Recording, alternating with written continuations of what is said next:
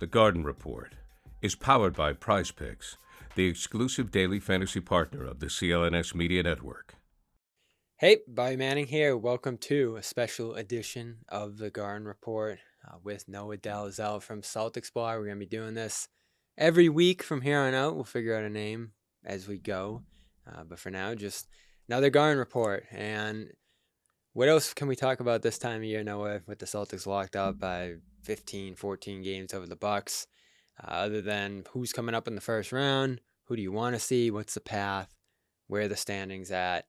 So we're going to do that is we're going to do a ton down the stretch here. Just 3 games left against the Knicks, Hornets, Wizards. So nothing really on the court. It's going to be a bunch of rest. It's going to be a bunch of experimenting as we've seen so far. It's standings watch time. So let's get into it. Right now, the 7 seed is Miami and Philadelphia in that 7-8 game. They're pretty deadlocked right now. So one of them will have home court invariably down the stretch, probably Miami in that game, and we'll see who wins. It's been split 2-2 this year. You have to think the loser of that game is going to go on to beat the winner of the 9-10 game. Nothing's guaranteed, but it's the Bulls, it's the Hawks, 2 teams that have been pretty inconsistent to poor all year long. So these are 2 teams that if they hit their stride in Philadelphia, who now has Joel Embiid back, as well as Chicago, or rather Miami, who has Jimmy Butler, Bam Adebayo doing what they do in the playoffs. It's going to be one of those 2 teams. And it keeps flipping. I keep looking at this reference page every day of like who's going to be in it. And one day it's Philly. It was Philly for a while. And now it's back to Miami with that 25% chance round 1. And that's the team we've probably talked about most because you played them in the East Finals last year. You've lost them twice over the last 3 Eastern Conference Finals you played them in. So what better way to start the postseason than just get them out of the way, take care of that team that's given you issues for all these years, and show that you're a different team this time around? Yeah, I mean, it's a little bit ironic that the Celtics are going to come away with ultimately like the best record in the league by so many games and then potentially be facing Joel Embiid in the first round.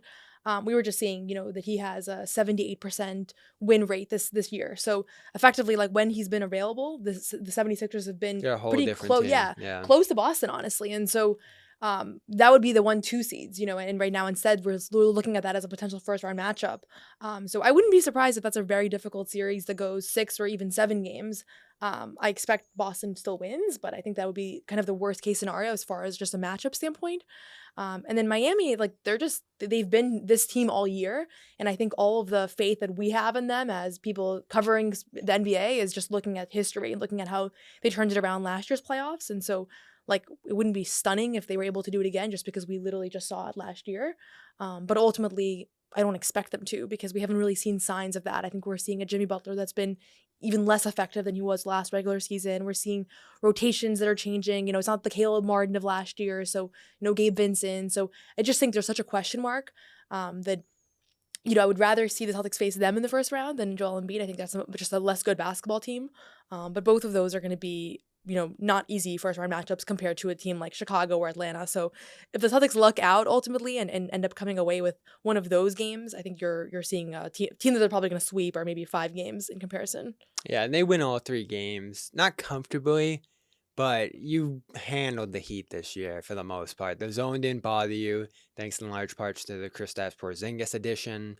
You basically figured out how to crack their defense and many of the things that they do, and their half-court offense is so abysmal. Rozier hasn't helped much in that sense. They lost Josh Richardson for the season recently, so it's a different team. And given the expectations that the Celtics have this year, it doesn't matter who you go against, but I think who you go against could help set the tone for a good run. Because let's say it's Philly, and we'll get to them in a second, but I think they're more physically imposing. I think they're going to do more aggressive things defensively. There's just going to be a lot of bodies crashing into each other. Not to say that that's not going to happen in a Miami series, but I think it's going to happen to a greater extent, and there's a greater chance that that series extends. Again, not necessarily not the case in a Heat series. That could go 6-7-2 potentially, but I think that's more likely than not in a Sixers series.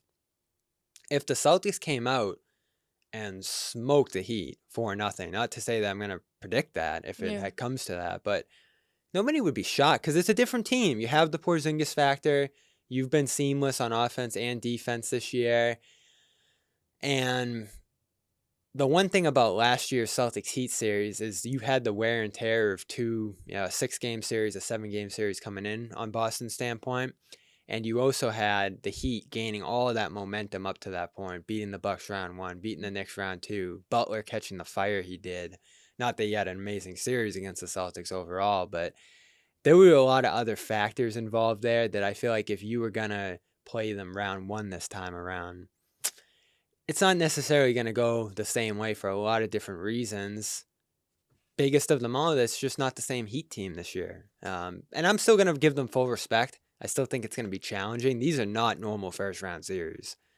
But I think if you're picking one of those two, you probably lean the Heat just because there'll be a morale boost, and it's a very winnable series this time around, in my mind.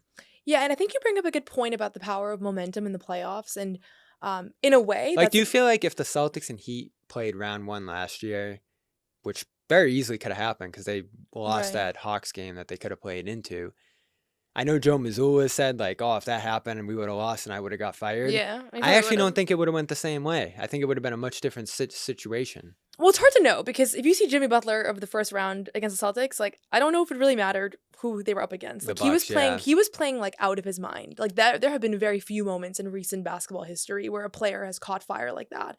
But Giannis went down in that series, and that but I mean, the things. Celtics were a couple minutes away from a Game 7 against Atlanta. Right. So it's not like the Celtics came out like on fire in the playoffs, and then by the time they faced the Heat, they lost a lot of their momentum. They did in those first 2 games. The first 2 games, right? Off, yeah. But I think there's a sense of like they maybe overlooked that first round, and they probably wouldn't have overlooked Miami as much. Because of the the history there, and it's not the Hawks at the end of the day. But I don't know that they wouldn't have lost in the first round. I don't know what that would have meant. I don't know. Maybe you lose Brown at that point. Maybe much bigger roster changes happen if there's a first round exit after the year that they had last season. Certainly, Mazzulla's gone. Mazzulla's definitely gone. And it's funny that he's just like straight up said that because I think everybody kind of knows it. But to me, looking at like the Miami's a first round matchup this year, it has like shades of 2022 Brooklyn Nets, and of teams wanting to avoid these lower seeded teams, like what we're seeing right now in the Western Conference as well. And what a sweep meant to them in that series. I think it actually gave them a lot of confidence to then go and beat Milwaukee, go and beat Miami, and like almost win the championship. And I think it could do something similar to them this year to face Miami, to win in 4, win in 5, do it, send a message by doing it like, really dominantly, and then go on and build off of that going into the playoffs. I think that could actually be like an ideal outcome versus a Chicago first round series where you're seeing them maybe not take them super seriously, or maybe there's a letdown, or maybe it's just not that challenging because Chicago's not a good enough basketball team to make it really challenging. So I actually really would love to see a Celtics Heat first round series because ultimately, like, it's not one that should challenge them too much. And I think the upside is there as what it could do to them from a morale kind of confidence standpoint. Yeah, it would send a message to everyone on the outside, obviously. Oh, like they beat the Heat in 4, they beat the Heat in 5. Even if they win it in 6, which would be my guess going into that kind of series, it's still a message that you're getting past because you've been going down to the wire in Game 7 with them every time to this point, and then losing twice to them with those last 3 East finals. So it'd be a turning point. Like, I'd compare it to like the Patriots when they had all those issues with the Ravens over those years. Like, they got past the Ravens in 2014, and then they were on their way to like 3 Super Bowls after that. So it's just that one team you got to get past to show that everything's different this time, and to do it right away, I think makes a lot of sense, especially against a more vulnerable Heat early in the playoffs. And listen, they have to win their way in too. If they're falling into 8 here, they're going to lose to the Sixers. They're going to have to beat that Hawks Bulls thing, and they'll have already played a couple games coming in, and it's that rust versus readiness thing at that point, because they'll have been playing. The Celtics have been sitting around for a while now, not really playing serious games. So it's going to be another interesting thing that makes this just a different first-round dynamic here. And I don't know how people feel about the Heat. Are they dangerous this time around? Is there still a threat that, like, you wish for them, and then, oh, crap, you're down 3-2 in the Game 6, and here we go again? I'm not going to rule that out because you've just had, against all sense, against all expectations, because I thought the Celtics were going to win that East Finals last year. I said 6-7 games just because of the respect you have to owe them. I think you have to do that again this time around. And even though I feel good about the Celtics in the series, if they're sitting there in Game 6 down 3-2 or down 2-1 through 3 games, I'm not going to be surprised either. So it's a tough series to say you want this, but you want it, I think. Yeah.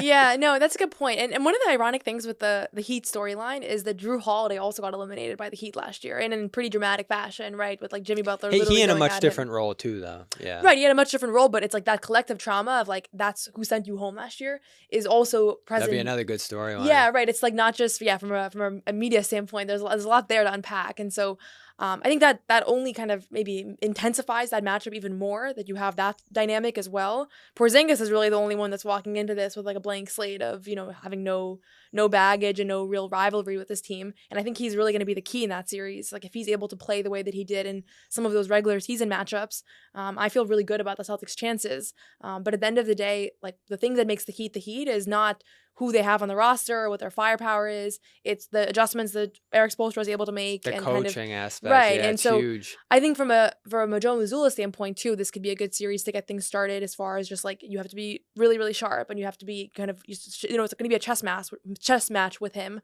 And we recently heard OKC's coach, other coaches have been saying this is one of the best coaches in the league that you have here.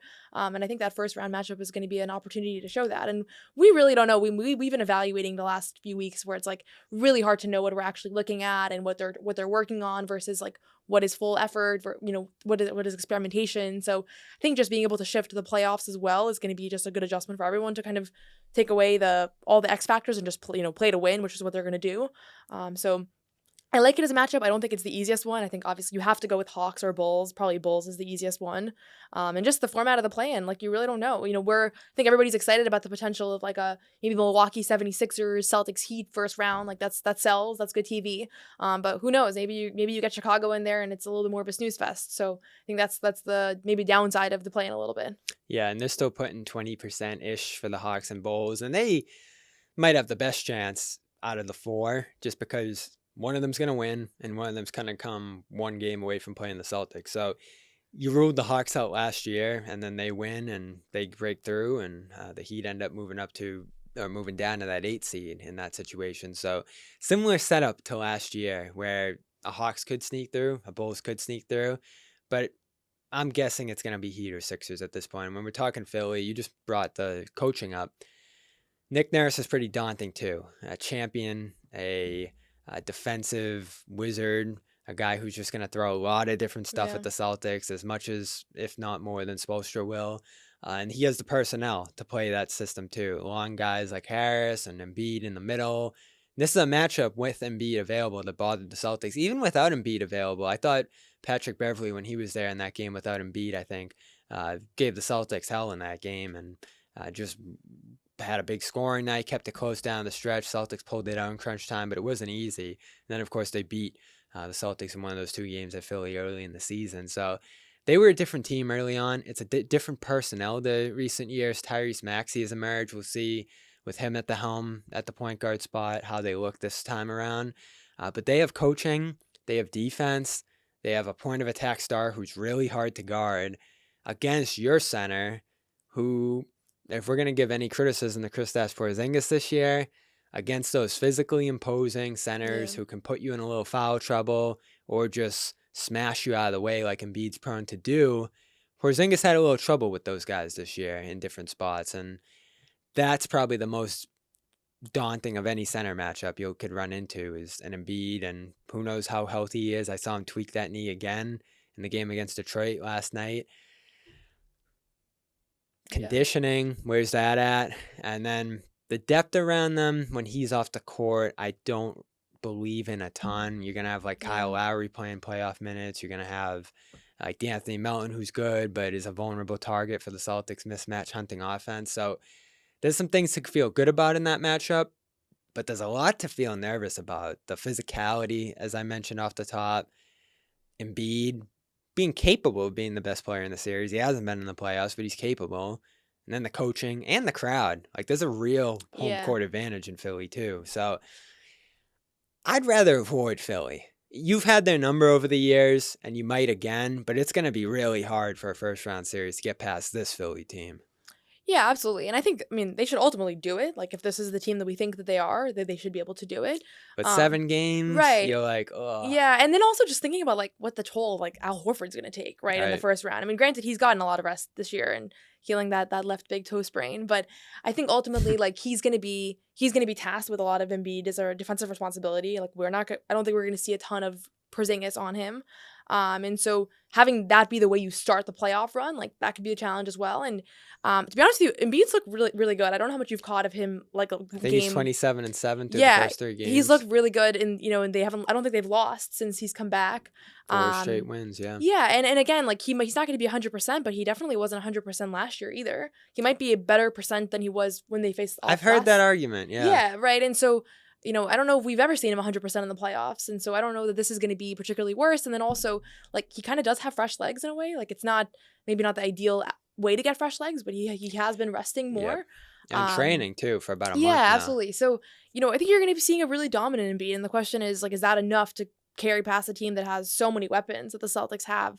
And so, it would be a tough series, and it's a little bit of a bummer because it's like that's just not a 7 seed. That's a 2 or 3 seed. Like, they have they have been the best team in the conference outside of Boston when he's on the court. And so it's just, I guess, that's just kind of how it shakes out sometimes. But I think ultimately, like, sometimes Boston fans talk about, like, we've owned Philadelphia. The Celtics were a few minutes away from losing that series in 6 games last year. And sometimes when we talk about sports, I think there's a lot of, like, revisionist history where, like, it is sometimes comes down to a couple of shots, and that's the difference between someone being a champion and someone being a loser. And, like, those are the kinds of things that, like, maybe are hard to remember afterwards, but it could have been a completely different summer for Boston. Jason Tatum didn't get hot those last few minutes, and now we're talking about Philadelphia very different. I think we're actually seeing a much better Philadelphia team this year. With Tyrese Maxey making the leap that he has, and Batum has been, like, a really great addition and kind of a good connector piece for them as well. Kelly Oubre has been a capable third option at points. He hasn't been completely consistent. Can score. Yeah, right. And he gets hot in a playoff series, like, that's tough. So definitely would not overlook them. Just from, like, a entertainment standpoint, I think it'd be an awesome series. But I think they can beat you. They can. Yeah. They can beat you. I wouldn't pick it. I wouldn't predict it. But they're capable, and if the coaching goes right, if the matchups work out in their favor, maybe they catch a few, like, injury breaks there or something, I think they can win that series. So you don't want to put yourself in that position. There's only 3, 4 maybe teams that could beat you in a series in the entire NBA. I don't think the Heat are in that camp head-to-head if the Celtics play right. If the Sixers play to their level, they could go 7 games with you, at least 6. So that's a little more dangerous. You don't want to put yourself in that position, even if you're going to win the series no matter what, as you said. You don't want to put yourself through the physicality and wear and tear of that series. You're going to need a lot of Horford there, as you said. So you'd rather just avoid that and get the benefit of the Bucks having to deal with that, because the Bucks are inevitably going to have to deal with whoever wins that 7-8 game, with the Bucks now 1 game over the Knicks with 3 games to play and 2 games over the Magic at this point. Huge win for them over the Celtics last night as we record this. So they're going to get whoever comes out the other side of this, and that's going to be just as challenging of a series for the Bucks. It's amazing how the 7-8 worked out in the East. As far as the 9 and 10 go, we can just kind of lump them together, I guess. You got the Hawks, who Trae Young, according to reports now, is going to come out back before the playoffs. Jalen Johnson just got healthy. Onyeka Okongwu, I'd have to imagine, will be healthy for the playoffs as well. And this is a team that just beat the Celtics for 2 straight games in an Atlanta miniseries just a week or 2 ago now. So that's fresh on your mind, along with the 6-game series from last year. Quinn Snyder, another good coach. So fair team to pay attention to, because I feel like they could win 2 games and get through. I don't think the Bulls can, even if they do knock off the Hawks, and they beat the Hawks in 2 out of 3 games during the regular season. Great crunch time team. You got DeMar DeRozan. Kobe White's been amazing. Andre Drummond just went down, so maybe he's not available for this, but they're a good team, a solid team. Night? Yeah, he after the alley-oop? in a wheelchair, yeah. Yeah. Oh, so, wow, I didn't see that. Yeah, so I don't know what the injury was exactly, but it didn't look good. So I don't think it's going to be these teams, but we didn't think it was going to be the Hawks last year. Right. So you got to at least acknowledge these teams, and here we go again. If it's Celtics-Hawks round 1, looks like it could be a sweet 5-game series, but they've played the Celtics tough. And the Bulls have, but they haven't been able to beat the Celtics. So that's the series. If you want the sweep, if you want the easy series and just blow on around 2, you probably want the Bulls. Yeah, I think both of those should be easy series in theory. I think the thing that's tough is like we're sitting here trying to speculate, but like anything can happen at any Right. point. Like, That's we why don't- I'm acknowledging these teams. I don't right. want to It's sit like here and be like, it's not going to be right, them. and Then yeah, they're there. and I think a lot of times it's easy to just say like, and I've heard a lot of people say like, oh, this is an easy for 4 games, easy 5 games, but like all of a sudden Trae Young turns into Trae Young that took them to the conference finals, and it's like who knows, right? He's Or a drop defense yeah, buster too. right, or what if you don't know who's Murray's gonna get been hurt, knock on amazing. wood, but like there's just so many variables that it's part of why I think the whole idea that the Celtics are like such heavy favorites this year has been so premature because so much has to go right to win a championship, right? Like you have to stay healthy, you have to get good matchups, like there's so many things that have to go right, and that also includes like each series is really difficult. Like these are NBA teams. Like I know the players say this oftentimes when they drop a game to the Hornets is like we're playing NBA players, like they're very good, they're capable of being really good. And now we're talking about teams that are not the worst teams in the league, and they've had maybe their fair share of injuries. Like the Hawks have had plenty of injuries this year, but I wouldn't overlook any opponent. But that being said, like the Celtics have been so consistent this year that I don't anticipate a letdown the way that we saw. That's the key, right? Because Yeah, I know Joe was talking about a little bit after the Bucks game, the lessons, and it's great to go through this. And that's what he's going to say if they have more trouble than they should in a first-round series.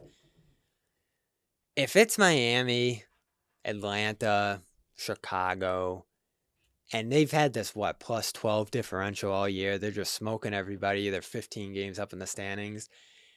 You want to see a little bit of that in the playoffs, especially since they're not a great crunch time team and they're going to have some issues in those spots probably. You don't want it to suddenly get tight and scary and 6-7 games in round one. And I know Joe's going to say, oh, it's awesome. We have to go through this. Great experience. Ready us for the next round. You would just love to see, and he was talking about this a little bit on the radio too, like you can't figure out what your outcome's going to be. Teams win championships different ways, sort of how you talked about. You'd love to see them look like that dominant team at some point in the playoffs, and better early than later because it's just not going to happen later. You're going to have tougher competition, teams that have been through some stuff. You want to see them look like that dominant team at some point, and first round's the time to do it. You got to set a tone. So it might get tight. It might be tough. Like you said, these are all good teams that are in front of them here, but if it's Atlanta or Chicago, I want to see them sweep them.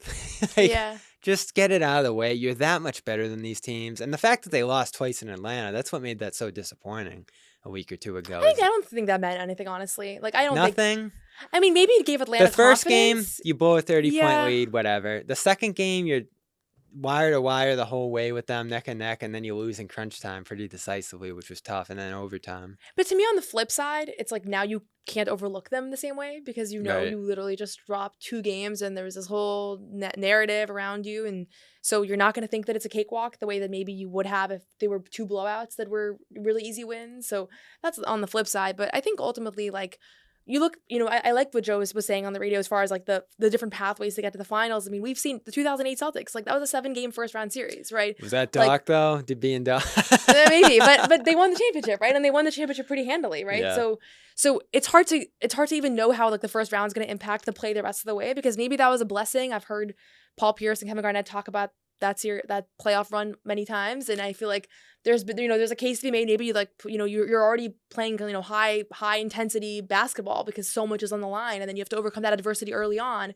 Versus maybe you sweep your first 3 rounds, and now you're playing Denver, and Denver had a really tough path to get here, and now you're in a really tough matchup that maybe mentally you weren't ready for. Like you've been not in those environments the same way that the Western Conference opponent has. So much of it is conjecture at this point. I think you kind of have to just see which cards you're dealt and figure it out accordingly. And there's been so many different kinds of runs, and like you kind of want maybe a legendary run where you play Miami and you play Philadelphia and you play these tough teams versus like it could also play out that they're playing the Cavs and the Hawks, right? And who's to say like which of those pathways sets them up better for a final series? But I don't think you can necessarily say just the easier one is the better one to make it out of, because ultimately like whoever comes out of the West is going to be a very good basketball team. Who did Denver play last year?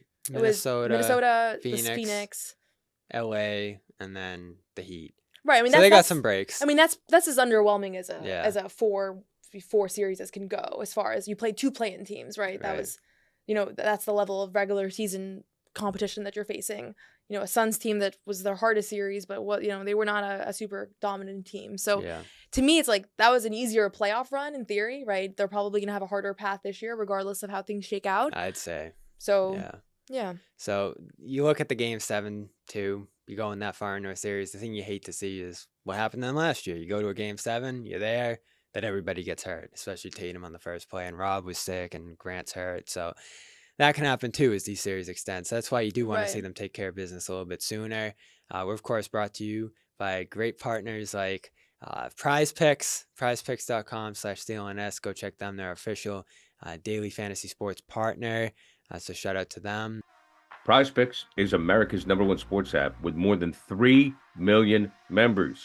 It is the easiest and most exciting way to get in on the action while you watch your favorite sports and players. You just pick more or less on 2 or more player stats and watch the winnings roll in.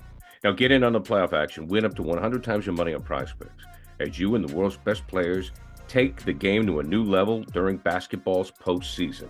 If you have the skills, you can turn $10 into $1,000 in just a few taps. Prize Picks is really simple to play. You can make a pick and submit an entry in less than 60 seconds. This week on Prize Picks, I'm selecting Jason Tatum to dish out more than 5 assists and for his teammate Jaylen Brown to have more than 22.5 points. Download the app today and use code CLNS for a first deposit matchup to $100. Pick more, pick less. It's that easy. Prize Picks. And shout out to the Maine Celtics, who are 1 game away from a G League championship. Noah's been up there covering for Celtics blog. Game 1, pretty electric, blowout fashion, a little less tense than the East Finals, which was close for 3 quarters and then a blowout for the 4th. But this Maine team just looks like a real team playing against G League teams, which are just, your 3 two-way guys and then just kind of some guys thrown together. And they're probably going to sweep this series, I'd say, it looks like. Yeah, this is an epic G League team. Like, I think anybody that has not been watching, if you're bored with the last stretch here of the Celtics series, like, this is a good time to tune in, because you ultimately have a team that's composed exactly like the Celtics in the sense of, Drew Peterson talked about this post-game last night. Everybody plays their role. Everybody excels in their role, whether it's Jordan Walsh being a 3-and-D guy, whether it's Kata coming in and being an offensive rebounding machine, whether it's JD Davison, who plays like this really brilliant floor general role. Everybody knows their role and they're willing to excel in it, and they're not worried about their individual stats if they have to sacrifice. A lot of the same themes you hear with Boston, where they have a pretty loaded roster. It's just a little bit more difficult to get that buy-in when you're talking about a G League championship and you're talking about guys that are staying in a hotel in Portland who are looking to make it into the NBA, right? So it's like even more impressive to me that they've had that buy-in. But yeah, this is a team that defensively has looked just so menacing, especially with Kata protecting the rim. And I think he had maybe a little extra juice yesterday, fresh off of signing that standard deal with the Celtics. But yeah, they're super impressive to watch. They have so many guys that can go off any given night. Like, it's similar to the Celtics in that way, where they have, Drew Peterson who can go off. DJ Stewart pretty much won them those 2 games, the 2 postseason games to get to the finals. He was just absolutely electric in those 4th quarters. I think he had 15 points in one and then 19 in the next. Struggled last night, but he kind of earned the right to do so. So I've liked him this year, yeah. Yeah, they liked him on camp too. He stayed in the late stages of camp. I wouldn't be stunned if they signed him to that third two-way deal. Me neither. It would make a lot of sense after they signed Kata, as you mentioned. And I think that's the question everybody's going to have out of this run. Championship, great, not, a nice run. But have they done something this year that they did 2 years ago, which is develop 2 guys into rotation players for the Celtics? They did it with Hauser and Cornette. Now you're doing it with Kata and Walsh, let's say, because Davison's been good. Doesn't seem like he has a pathway to a role with the Boston Celtics eventually, just because of the amount of point guards in Boston. Peterson, we'll see down the line here. But for Kata, who they just signed to a standard contract, and Walsh, who is already signed to a rookie deal, have you seen enough from those guys to think like they could be rotation guys in Boston within the next year or 2 here? Because obviously you're still going to have one of Cornette or Tillman. That's an underrated story that they're both free agents. And then Hauser's back for another year after this, so he's due a payday at some point too. Are you starting to see Kata take the steps toward being that backup center eventually? Are you starting to see Walsh potentially be that backup wing down the line here? Because I think that's what people care about most. Yeah. Kata's going to work out in the NBA. I think he just looks like an NBA player. And, he had his fair share of highs and lows with the Celtics this year. I think generally he looked good and at times maybe a little bit out of sync defensively, just as far as really knowing the system. So I think he's going to benefit from just having more time with his team the same way that Luke Cornette has over the last few years. Jordan Walsh, to me, probably needs a little bit more time. When I watch him, I don't look at a guy who's NBA ready as far as like right now to be able to contribute to a championship level team, even in a limited role. I think he's still pretty raw. Like his shot's much improved and his decision making is a little bit better. The numbers aren't amazing for a No, 20-year-old in a big yeah. physical league, yes, but not like you're going to go to Boston and make an impact. And you've seen it. He's played a Right. couple of stints in the NBA, and it looks a little fast and physical for him. He's electric though. But I Yeah. think honestly what you said about Davison is kind of stands out to me the most because he's been the best player on the court in almost every game that I've seen. It feels like he's ready to go He's ready. have Yeah. a role elsewhere. Right. And so I'm just curious, like I don't know where what that means for his time with Boston. But he didn't look phenomenal in summer league. I thought his decision making Not phenomenal. What? You That's think no, normally we say people are phenomenal here on the He- show, but we've never yeah. heard people say they're not phenomenal. No, he did not look. Yeah, I think he maybe a little bit of a disappointing summer league compared to like maybe what some people expected. Yeah, he wasn't But great. yeah, but this year in with this Maine team and just particularly these last few weeks in the playoffs, he just looks like he's playing at a different level than all of the other guards on the court. And I'm talking defensively. He was guarding, Jacob Gilliard the other day. He looked awesome defensively on him. I'm talking just setting up his teammates. He's making everybody look like they know exactly what they're doing and where they are at all times. He's picking and choosing his spots. Like some shades of Peyton Pritchard out there to me as far as just being like a really good, trustworthy decision maker. Got to shoot though. Yeah, he's not a bad shooter. I don't know what his numbers are right now for 3-point percentage, but he's been hitting them at a pretty from the eye test. Actually, I haven't looked it up. He's But clearly better. Yeah, it's tough Yeah. because you're behind White, Holiday, who you think you're gonna keep here at least for another year. yeah, Pritchard and Springer now. So he's in a tough position. The team isn't though. They are in a decisive position to win the G League championship. So congrats to them. This is our first edition of Garden Report with Bobby and Noah, I guess is just what we'll call it for now. I'll workshop some names. Let us know if you have any ideas. And that's it for us here on this edition, the first edition of this show. We are also brought to you by PXG, which I happen to have right here. Hold on, let's see if I can reach this. Do you want me to get it? We got these great hats for the golf course. I actually just went out and golfed for the first time this season in my PXG set, which looks a little different from this one. I got the all white ones, but this one's a cool teal color with the gray cap. You can see the nice breathable holes on the backside too for when you're walking through on a nice, cool, or even hot summer day, which is coming up. And the outerwear, great too. Polos, you got stuff for men, you got stuff for women in here as well. This polo was a great fit, nice, comfortable material as well. And I love this color too. I could actually use one of these, but check it out. Whether you're golfing, whether you're just using it for, some summer leisure wear, it's all good stuff. So check them out at pxg.com/garden. Go there to get a special offer, pxg.com/garden, and support the Garden Report, as well as CLNS as well. Thanks to Noah for being here. Noah Dalzell from Celtics blog. Check her out there. She'll be up in Maine for Game 3 of the Maine Hopefully series. not. If Hopefully there's no one. reason for me to go back to Maine. But otherwise, she'll be covering the rest of that series, as well as the rest of the Celtics season here on the Garden Report, as well as over at Celtics blog, our great partners over there. So check them out at CelticsBlog.com, CLNSmedia.com for more coverage. Celtics Knicks post-game show going live on Thursday. So join us after that show. And again, check out our sponsors, pxg.com/garden, as well as prizepicks.com/CLNS. I'm Bobby Manning. This has been the Garden Report. Hey, Bobby Manning here with Noah Dalzell. If you made it this far, you must have enjoyed our video. So for more content, check out and subscribe to our channel, as well as our social media platforms at Celtics CLNS, Instagram, X, all the rest. Check us out there.